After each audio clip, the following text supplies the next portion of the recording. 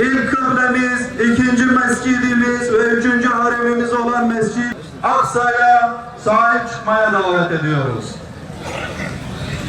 Basın açıklamamız olacaktır.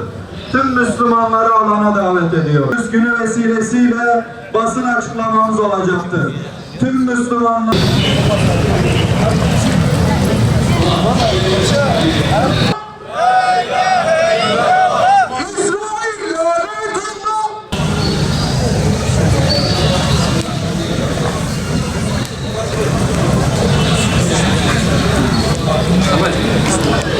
Küresel barışın anahtarı Kudüs ve Mescid-i Aksa'nın özgürlüğü, peygamberlerin mirası, ümmetin onuru ve İslam coğrafyasının kalbi rahat etmeyecektir.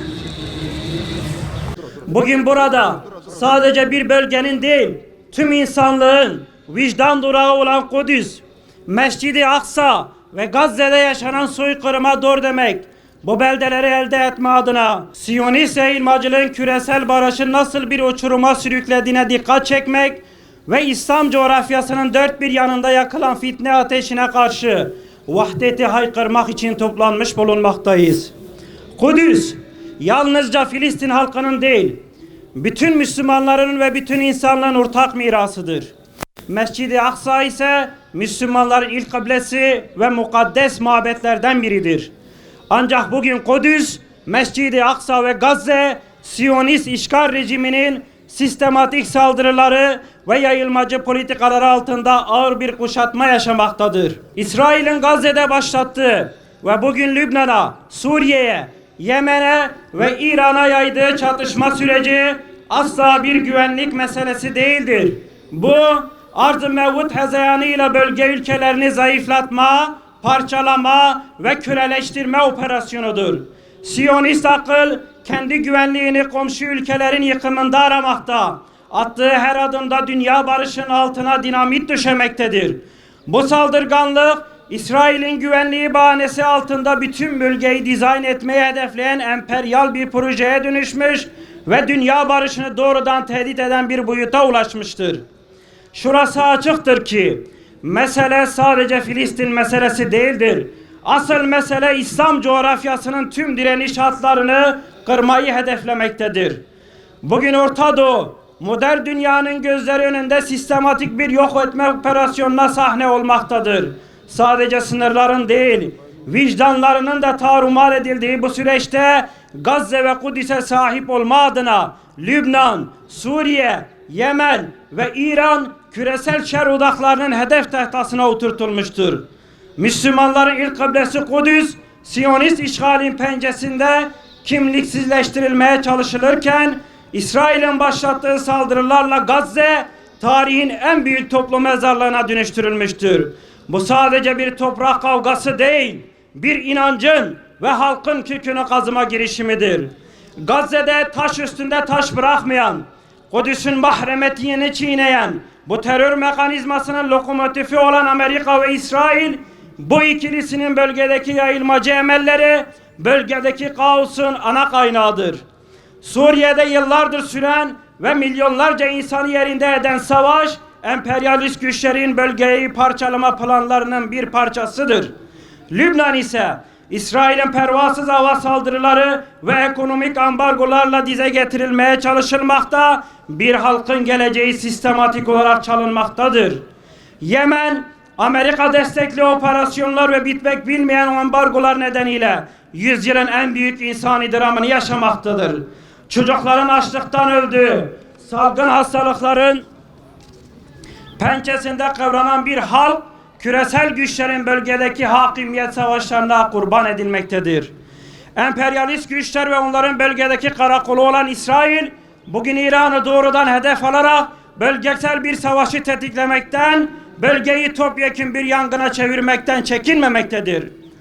Dünyada şunu çok iyi bilmelidir ki, bu yangın bölgeyle sınırlı kalmayacak, kendilerine de sıçrayacaktır. Amerika ve İsrail ikilisi, uluslararası hukuku ayaklar altına alarak dünyayı bir orman kanunu düzenine sürüklemektedir.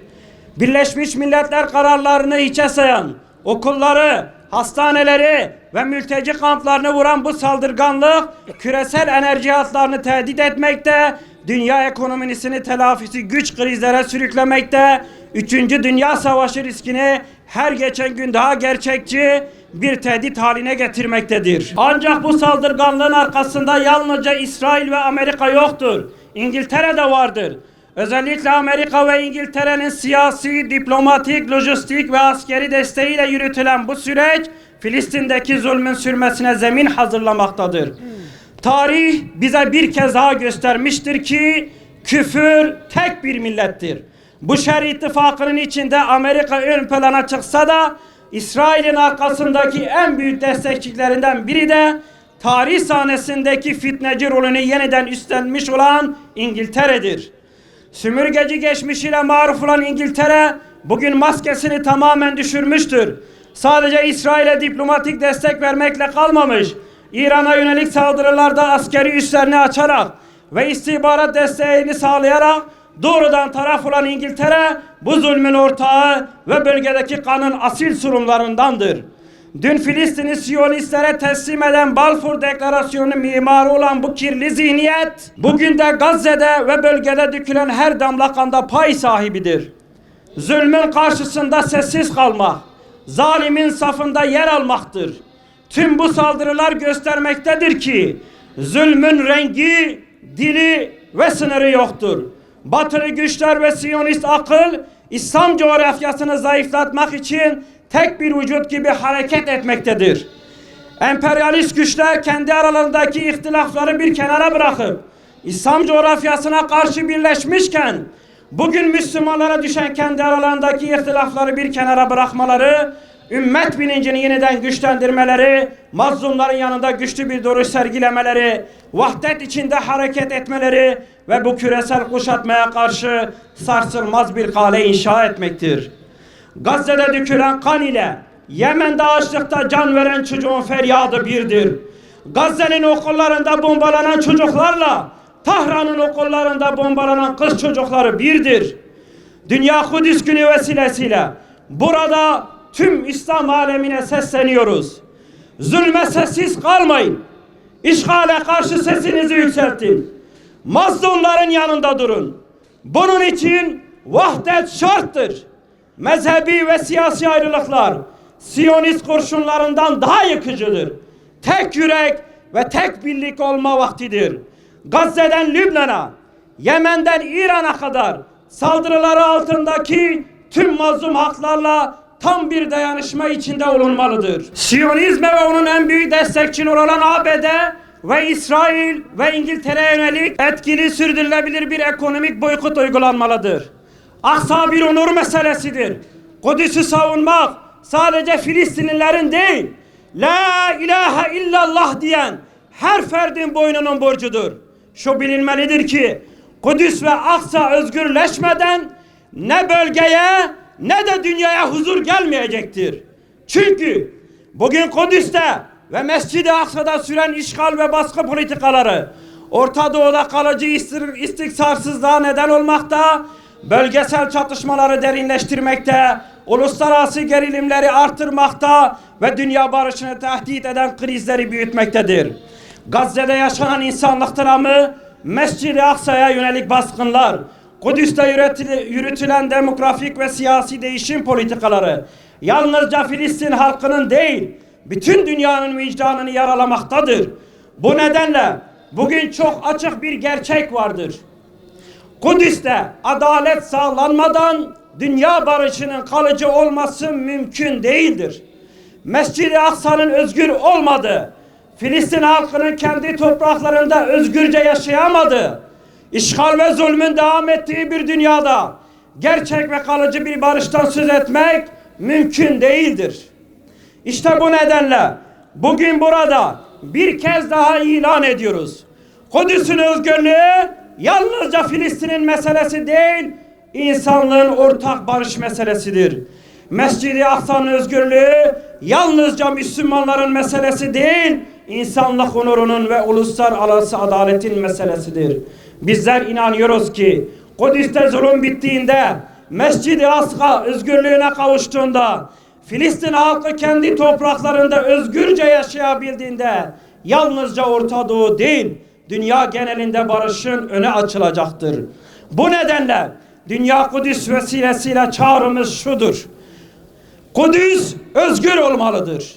Mescid-i Aksa özgür olmalıdır. Filistin özgür olmalıdır. Çünkü biliyoruz ki küresel barışın anahtarı Kudüs ve Aksa'nın özgürlüğünden geçmektedir. Peygamber Sevdaları Vakfı olarak diyoruz ki Kudüs sadece bir şehir değil, bir imandır. Mescid-i Aksa bir cami değil, bir davadır. Siyonizm ve emperyalizm bu topraklardan sökülüp atılması için tek çare ümmetin vahdetidir. Bizler haksızlık karşısında susan dilsiz şeytanlardan olmayacağız. Kudüs'ün özgürlüğü insanlığın özgürlüğüdür. Siyonist işgal ve onun İngiliz-Amerikan destekli ortakları tarihin çöplüğüne gömülene dek mücadelemiz sürecektir. Zulüm ilelebet devam etmez. Zalimlerin sonu yakındır inşallah. Tekbir! Allahu Ekber! Tekbir! Bismillahirrahmanirrahim. Elhamdülillahi Rabbil alemin. Vessalatu vesselamu ala seyyidina Muhammedin ve ala alihi ve sahbihi ecmaîn. Yaşama şerefine nail olmuş aziz Şanlıurfalı kardeşlerim. Değerli Müslümanlar, bugün son derece anlamlı bir mekandan, hepimizin yüreğinde yaşayan yüce bir mekana, Kudüs'e selam etme mevkiindeyiz. Burası Şanlıurfa.